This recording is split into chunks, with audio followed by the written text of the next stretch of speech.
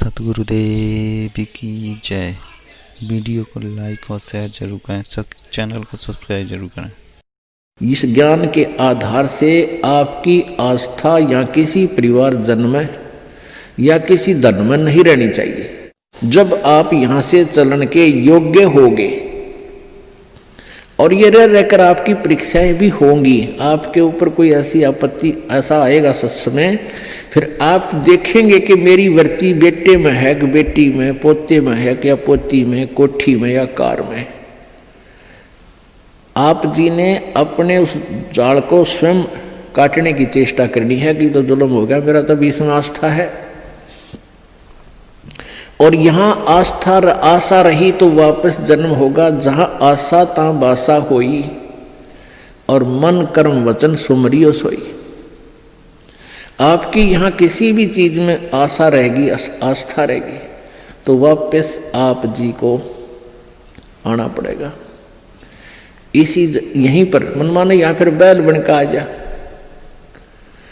और यहाँ आशा नहीं रही तो फिर हमने आशा कब ना रहेगी? ये ज्ञान आधार बनाओगे, भक्ति घनी करोगे, दान धर्म खूब करोगे, उस भक्ति की शक्ति से भी आपके कुछ बंधन ऑटोमेटिकली कट जाएंगे। इतना दबाव बनेगा उसका, आपके मन में वो आना नहीं देगा और परमात्मा कोई ऐसी व्यवस्था आपकी बना देगा। और जो भक्ति नहीं करते तो फिर हमने यहाँ से तो जाना ही जाना है, भक्ति कर रहे हैं जो, उनके मन में ये आ जाना चाहिए कि फिर जन्म होगा तो फिर यह दुर्गति शुरू।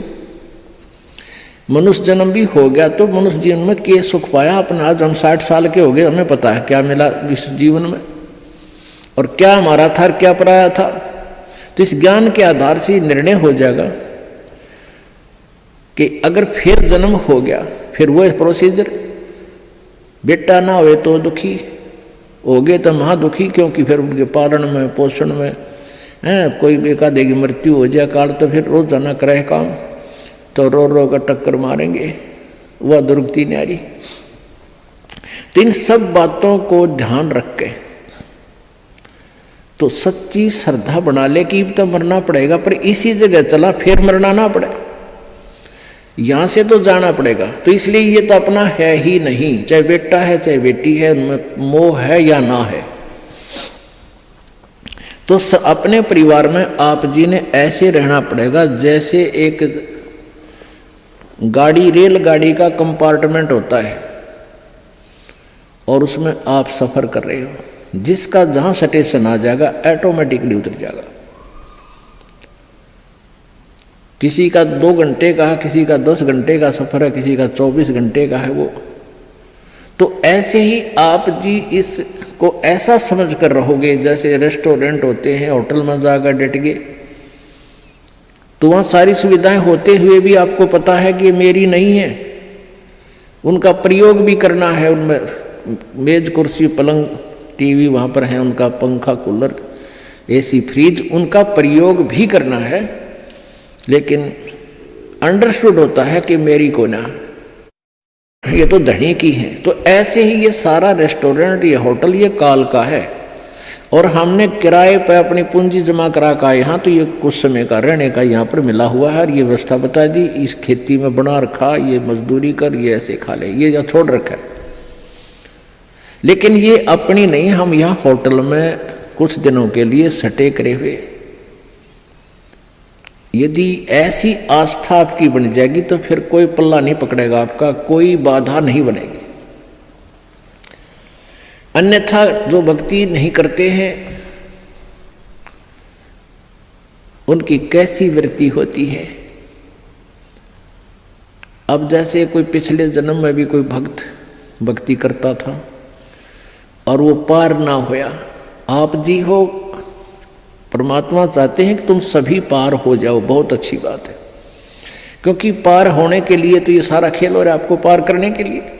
अब विद्यालय में बच्चे फेल भी होते हैं और पास भी अधिकतर ही होते हैं, और कुछ एक फेल भी हो जाते हैं, तो वो फेल हुए हुए गणे दुखी होया करें। तो ऐसे ही एक व्यक्ति किसी जन्म में कोई प्राणी, कोई आत्मा परमात्मा से विमुख हो गया, भक्ति ना करी, छोड़ गया, तो उनको फिर लेता है भगवान शरण में। एक किसान के घर जन्म हो गया उस पुण्यात्मा का, अब कहते हैं जो जन मेरी शरण में एक बार आ गया। परमात्मा कहते हैं हमारी शरण में एक बार कोई प्राणी आ गया तो फिर उसको जब तक वो पार नहीं हो लेगा उसके पीछा हम छोड़ना को नहीं। जो जन हमारी शरण है ताका हूं मैं दास, और गेल गेल ला गया फिर वो जब लग धरती आकाश। तो उसी विधान से परमात्मा उस किसान के पास गए और किसान से कहा कि भाई,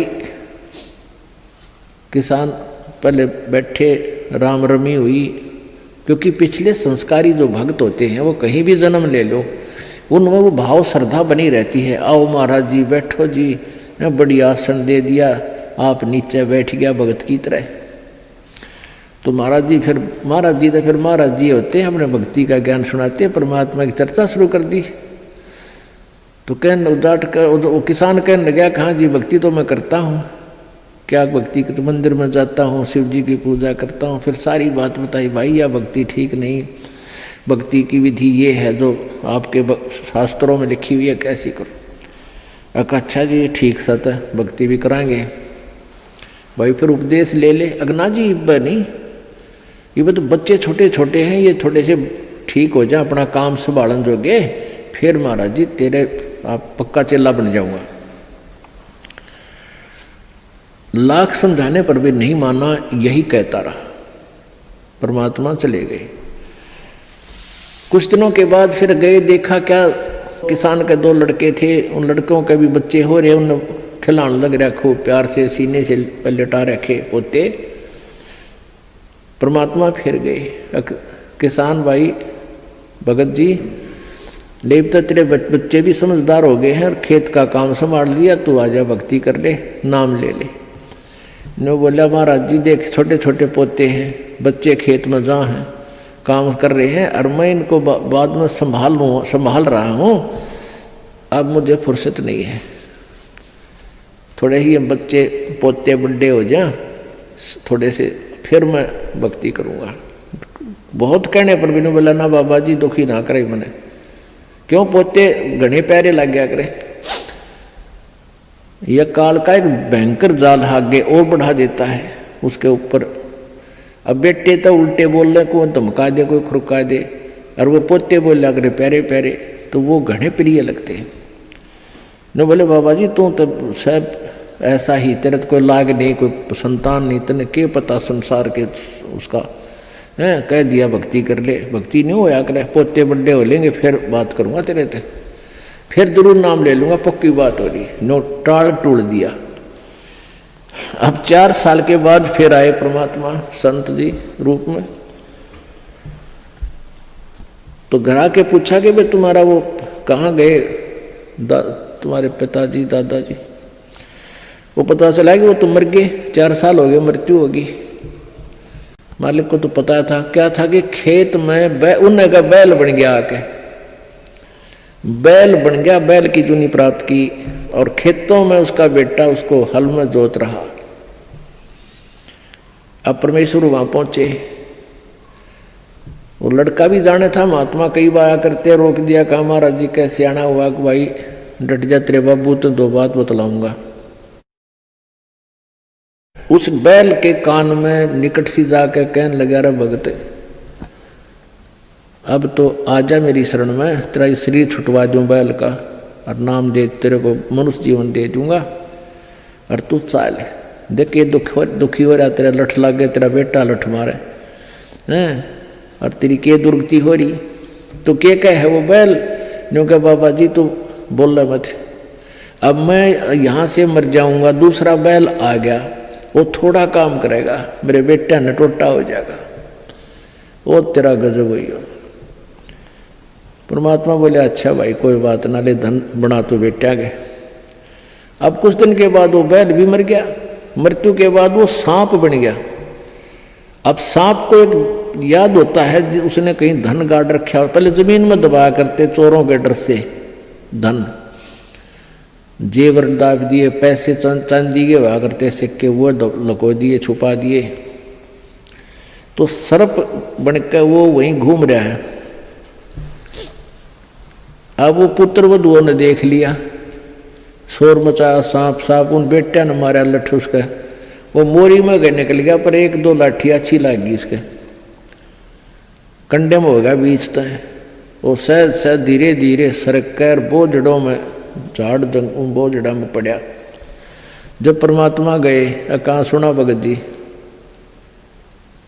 अब आओगा मेरी शरण में, न्यू बोला जी जान बचा दो मेरी और अपनी शरण में ले लो। मैंने देख लिया कोई नहीं किसी का। परमात्मा बोले सांकड़ी तोड़वा का आया तू मेरी शरण में, आया था पर ये हड्डी तोड़वा के पसड़ी तोड़वा के, जब आई तरह समझ में कोई नहीं किसी का। और हम रोज रोन लाग रहे कोई किसी का, कोई ना अपनी भक्ति करो। कहते हैं एक लेवा एक देवा दूतम, कोई किसी का पिता नहीं पुतम, ऋण संबंध जुड़ा एक ठाठा, अंत में सब 12 बाट। तो परमात्मा इतने दयालु हैं, फिर उसको शरण में लिया, दोबारा मानव जन्म दिया। आगे देखो वो सूत में होगा कि ना, फिर वह बीमारी शुरू कर ले मन माने। तो ऐसे दयालु है परमात्मा, पुण्यात्माओं। ये मनुष्य जीवन बार बार नहीं मिलता और ये ज्ञान नहीं मिलता। आपके ना जाने कौन से जन्म के पुण्य, बिना गिनती के असंख्य पुण्य आपके साथ हैं, और विशेष कृपा परमेश्वर कबीर जी के आपके ऊपर है, जो आप यहाँ पहुँच रहे हैं और ये ज्ञान आप तक पहुँच रहा है उन पुण्यात्माओं के न्यारे कर्म है इस दुनिया में। और परमात्मा कहते हैं समझा है तो सिर दर पाओ, बहुर नहीं रे ऐसा दाव। बोल सतगुरुदेव।